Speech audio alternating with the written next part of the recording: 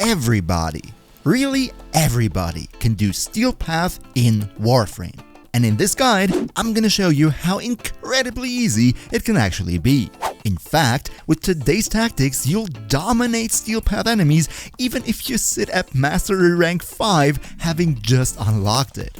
So if you need a cheap, low-cost setup to deal with these powerful high-level enemies, then this is exactly the right video for you, no clickbait. Before we jump in, of course, another massive shout out to my generous channel members who help me keep the lights on. And with that being said, let's jump right into it. If you've unlocked Steel Path in Warframe, that means you've finished every single mission on the star chart and seen your fair share of the game. So what's the problem? Well, in Steel Path, not only are enemies 100 levels higher than normal, but they get additional big-time buffs on top, making them almost uncrackable, all while at the same time hitting like a truck too. In fact, the jump from normal mode into Steel Path is undeniably the biggest difficulty spike any Warframe player will ever face. So how do we go about it now? Your success in Steel Path is gonna rely on two main pillars, those being damage and survivability. No-brainer, right? So what we need is a weapon Warframe combination that can do both of these things at the same time reliably. So here are the rules for our setup. Our loadout must be able to beat the highest level Steel Path star chart enemies, meaning basically Grineer around level 150. Since Steel Path at the earliest point can be unlocked at Mastery Rank 5, everything we use in our loadout must be available at Mastery Rank 5 or lower. Keeping the spirit of a low investment, we're also not going to use a single arcane, neither for Warframes nor for weapons. Next, no primed or other super rare mods. Theoretically possible to get at Mastery Rank 5, but I'm not going to expect it. And on top of all that, and even though it's very much possible at Mastery Rank 5, we are also not going to rely on any Helminth abilities.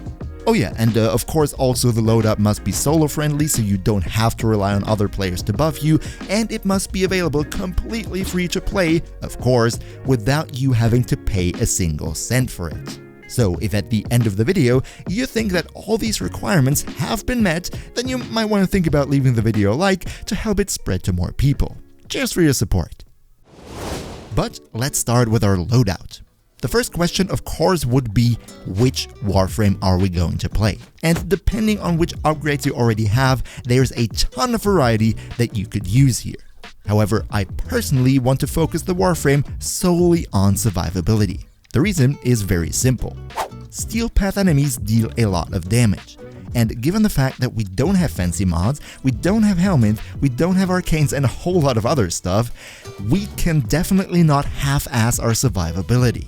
And even though frames like Revenant are generally considered the best and most survivable Steel Path frames, even a Revenant needs some good energy supply, some high ability strength, and I'd argue without all the good upgrades, this might actually be a bit difficult. So even though he is a community meme, and I just released a video telling why he's actually a really bad frame and most people hate him, we will use a Nauros for today's setup. If you don't have him yet, you can get him from the Sands of Inaros quest, which can be started from Mastery Rank 5 on, how fitting, and is bought for 100 ducats from the Void Trader Barrow-Katir.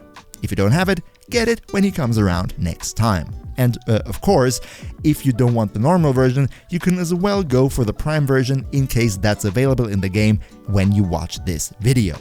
But let's take a look at how to actually build this bad boy right now, shall we? For our Nauros build right here, the only thing, and the absolute only one thing we're concerned about here is survivability. Health, armor, and damage reduction. Nothing else. Now, first of all, I added all 3 Umbral mods. You're naturally gonna have them, because if you unlocked Steel Path, that means you will have finished the Sacrifice quest, and this quest, well, gives the mods, so there's no need not to use them. One thing I gotta say though is, I one day gave my Nauros an Umbral Forma, because I simply felt like it. You, however, do not need an Umbral Forma to make this build work. Another thing is that my Umbral Intensify here is at max rank. I only own one, so there's no other option for me. However, if you want to, you can simply leave your Umbral Intensifier in this mod at level 0, it does not matter. Because we don't care about the ability strength. The only reason Umbral Intensify is on here is because the more Umbral mods you have on your Warframe, the higher the stats on each and every one of them will be. And now that we already talked about health and armor, sure, we go for Umbral Vitality and Umbral Fiber to massively boost our health and armor, increasing our damage reduction to, what would we have here? It's 75%. Then we go for Vigor, which gives us more health on top, a Gladiator Resolve, which gives us more health on top, a Gladiator Aegis, which gives us more armor, and Carnus Carpus, which gives us more armor and more health on top of that, ending us up at around 9,000 health with, we just saw it, 75% damage reduction. And as if that's not enough, of course we also go for Adaptation, which gives us another up to 90% damage reduction on top to all the different damage type that we're dealing with. So all in all, our Naros does exactly what he can do best. Have a lot of health and armor, and nothing else. Now, for the aura, you can theoretically use whatever you want. However, I personally went for Corrosive Projection because armor of enemies in Steel Path is usually very, very high, so the damage reduction that enemies have is also in the stratosphere. So that little bit of less enemy armor could actually massively improve our damage output. So now with the frame taken care of, the next question would be, which weapons are we running? And for today's challenge, I want to focus on one very specific rifle. To be fair, primary weapons at Mastery Rank 5 are usually all garbage when it comes to Steel Path performance. However, there is one tiny little exception, and that would be the Ignis. With pure heat damage and a 27% status chance, this one is a monster when it comes to dealing with high-level targets. You can get the blueprint for it from the KnightmareFrame lab in your clan's dojo, so simply walk up there and build yourself one. Easy. So, let's look at the build.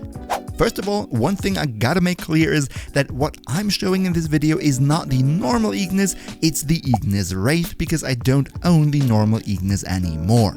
However, this is absolutely no problem. While it's true that the Ignis Wraith is a little bit stronger, having a few more % of damage and status chance, these differences are absolutely negligible, and in order to make sure that all the footage that you're seeing in this video is representative of what you can do with the normal Ignis, I made sure to only set my Serration at half strength to compensate for the stronger base stats. And with that being said, let's look at the build itself.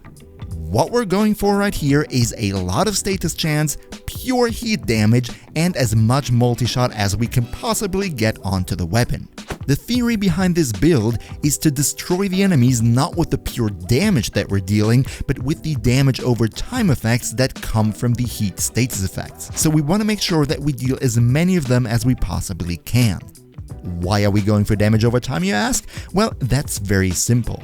Because in Warframe, there's a mechanic called double dipping. I explained more of that in my advanced damage guide, so I don't want to jump into all the nitty-gritty numbers right here, but what it boils down to is, if you have a damage to faction mod, like our Bane of Grenier right here, the faction damage provided by this is applied a second time on top of itself for damage over time effects, which leads to crazy scaling, even though the initial hit is barely doing anything. Then we add some fire rate with speed trigger, because more fire rate means more heat applied faster, vigilante armaments for multi-shot, galvanized chamber for more multi-shot, and for every kill that we get even more multi-shot on top, so that's gonna mean a lot more heat procs, and the rest is basically damage and more damage, because we want our heat damage to be as high as possible, so the damage over time effects are, of course, also higher. And lastly, we go for Galvanized Aptitude to boost our status chance a little bit more, and on top of that, we get more base damage even for every different status effect that is on the enemy that we're attacking. We're going to talk a bit more about this specific effect here in a minute. And if we now go and use that gun with this build against a fat Steel Path enemy, we see that it does exactly nothing. So we go back to the drawing board, because I already know what we need. Remember when I was just talking about galvanized aptitude? Well, this is exactly what we're gonna benefit from now and talk about next. Galvanized aptitude on our Ignis gives us plus 40% base damage for every single different elemental type that is on the enemy we're attacking, and it can even stack up to 2 times. So there's an insane amount of potential to deal more damage. The only thing we need to do is apply as many different status effects on the enemy so we can harvest said damage. And the way we're going to do that is with a so-called primer. A primer is a weapon that is not built to deal damage itself, but simply to apply helpful status effects onto enemies so your main weapon can deal more damage. Now, mostly primer weapons are secondary weapons. The problem here though is that at Mastery Rank 5 or lower, there is not a single really useful primer secondary weapon that you will have unlocked at that point. So what we're going to do instead is use a melee weapon for that. Now, which weapon you use for that is completely up to you. I only recommend it should have a high initial status chance and as much range as possible because you want to hit as many enemies as you can. The one that I'm going to use, but you don't necessarily have to use yourself, would be the T-Pedo. You can get it simply by buying the blueprint from the market and then building it, and we're now going to take a look at the primer build that I made for it. First off, we don't have a stance. Reason for that being that stance mods can be incredibly rare and hard to come by, so for today's experiment, we're simply gonna assume you're not even gonna have one. The next thing we want to make sure is that whatever we put onto here is not focusing damage, but simply increasing our status chance. So, Weeping Wounds, which increases status chance per combo multiplier, is an absolute must. Same like Melee Prowess, which simply gives us flat more status chance. Then Saxum Thorax and Jugular's Barbs that also increase status chance and give us a bit more physical damage to balance out the height of the physical damage stats here, so we possibly get all of them at the same time. Then we of course boost the reach, so we hit more enemies at once.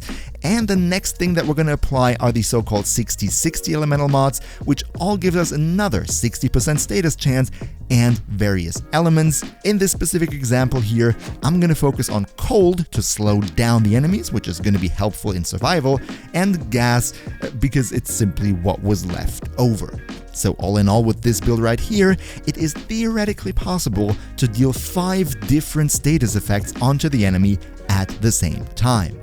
And if we now go back and take on this really tough Steel Path enemy, we see that it is still not working.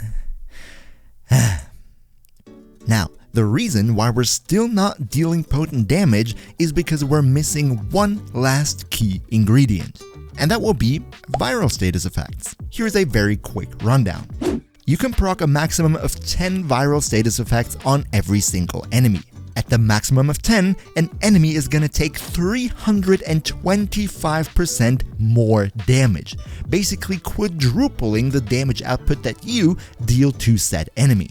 And if you want to be successful in Steel Path, then it is an absolute must to deal as many viral effects to all the enemies around you at every given time. The only problem here is, we're already going to be busy with staying alive and basically firing our Ignis into all the enemies' faces, so we cannot deal the virus consistently ourselves. Consequently, what we do about it is we get a companion to do that for us. And the perfect companion to do so would be the Panzerwalperpfeiler. You didn't expect the German guy to say Panzer, did you? With its skill Viral Quills, the Panzerwalperpfeiler can deal massive viral effects with a high status chance to basically all the enemies in the entire room in just a split second. It's the perfect companion if you cannot reliably proc viral yourself. You can get your Panzerwalperpfeiler on demos, but I'm not gonna exactly go into the process in this video because there are many guides on this and this video here is already long enough. So in case you're interested, I might link you something in the cards right here. Now let's also take a quick look at the Walperpfeiler build, which is actually super simple because it's not even fully built. First of all, for survivability, we're gonna link armor and link health. This will give our companion a certain percentage of our Warframe's health and armor. and given the fact that we have a Naros, our Valpaphyla is going to be sitting at somewhere around 15,000 health with a crap load of armor at the same time, basically never ever going to die. To make sure it's even more survivable, we then add Pack Leader to constantly heal it, and the more important thing, and the reason we actually want to have the Panzer Valpaphyla, is the skill Viral Quilt, which shoots viral effects out onto enemies, basically dealing viral to the whole room, so we benefit from the thick damage bonus provided by it. Synth Fiber and Synth Deconstruction is basically just another layer of survivability for the Valpaphyla. If you don't have them and you don't want to go out and farm them, you could theoretically just go and drop them. These 4 are the only ones you truly need for it. And the last thing we're going to do is pick the Naramon focus school for our operator. Why Naramon? Well, it's actually really simple, because for one single skill, which would be Power Spike right here. If you don't know it, what Power Spike does is, if you have a melee combo and the melee combo meter, like the timer, goes down to 0, you don't lose all the combo at once, which would usually happen, you only use a little bit of the combo counter that you achieved, basically allowing you to constantly keep your melee combo multiplier very high up. And if we're thinking back to our melee build, we had the mod Weeping Wounds, which increases our status chance the higher our combo multiplier is, so we're naturally interested in keeping that as high as possible, and Power Spike of the Naramon focus tree makes that possible. And with all that, our Ignis with double dipping, our primer, and our viral applying Panzer Valpaphyla, we can now finally go into a level 150 Steel Path mission and take on the enemies that the game throws at us. Gameplay wise, what we're going to do is very simple. At the beginning of the mission, we're going to make sure our Naros has his full Scarab armor, because that will give us another bit of armor, leading to a bit higher damage reduction. Next, we're going to be bashing our melee weapon into the enemy's face to get our combo multiplier a bit higher up to have that bit more status chance to reliably proc multiple status effects. The viral effects will come automatically because the Panzer Valpaphyla is going to take care of that himself, et voila! What you're seeing is the enemies are burning down in mere seconds, even though they're just facing this really low-key, low-level, low-investment, Mastery Rank 5 beginner loadout. But if you truly want to know all the secret high-level tactics to deal top-tier damage, then you absolutely have to watch my ultimate damage guide right here next. Another massive thank you also to Akimbo Fade, Niels V, and all other generous channel members for your awesome support. If you too want to support what I do, then you can do so with the join button down below. We see each other hopefully in the next one, and until then, as always, good loot.